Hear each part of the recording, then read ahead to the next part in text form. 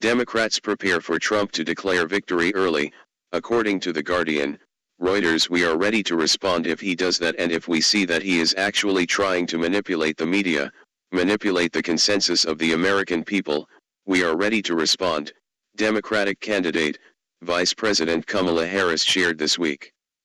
Ms. Harris did not provide details about those preparations, but 6 Democratic campaign officials said the first fight against any premature declaration of victory from Mr. Trump will be in the court of public opinion.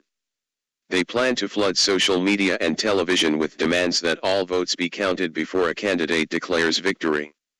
As soon as Trump falsely declares victory, we are ready to go on television and provide the truth and tap into our vast network of people who can use their influence to push back, a top Democratic National Committee official said.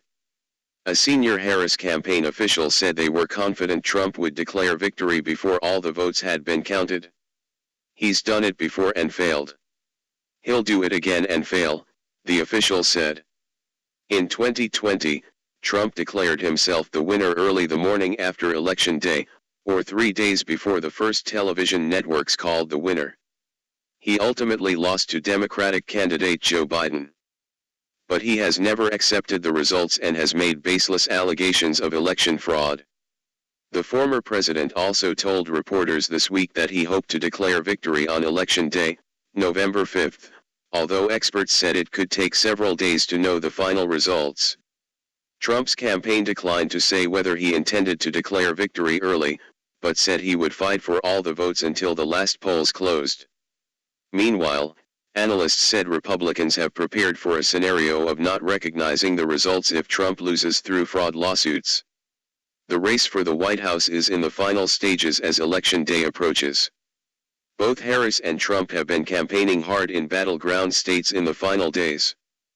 Polls show the two candidates are very close to winning, so the battleground states could decide the final outcome.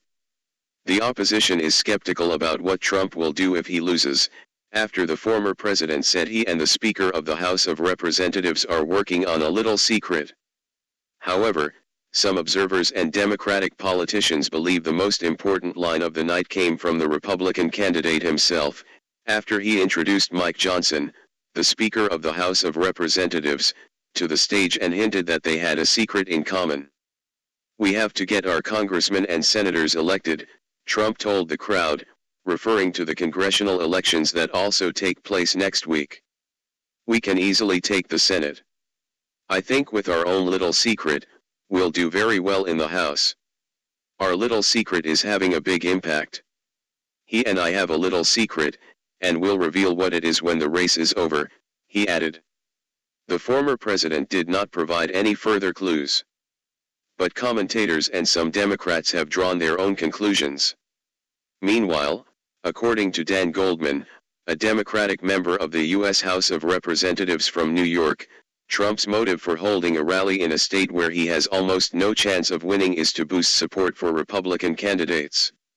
This is to ensure that the Republicans win a majority in Congress, which is responsible for certifying the results of the presidential election.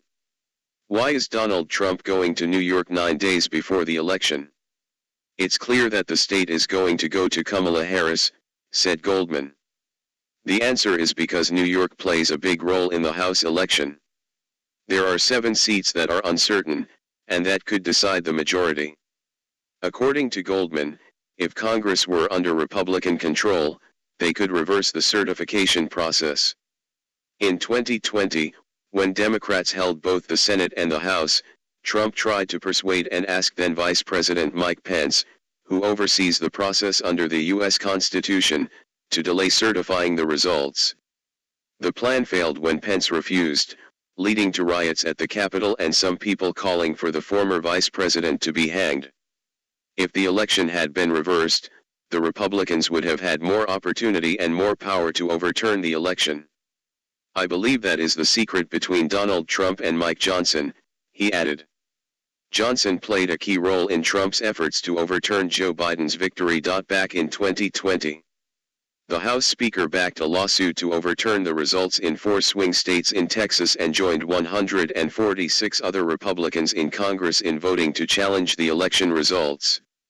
On October 28, Johnson did not deny that he and Trump were planning a similar scenario. Instead, he shifted his focus to the secrets Democrats were hiding. Speaking of secrets, Harris knew Biden was physically and mentally impaired and kept it a secret, he asserted, referring to unsubstantiated allegations that the White House covered up the president's health. It seems like all those secrets don't matter to the media because they benefit the Democrats. When it helps Donald Trump, why are they curious?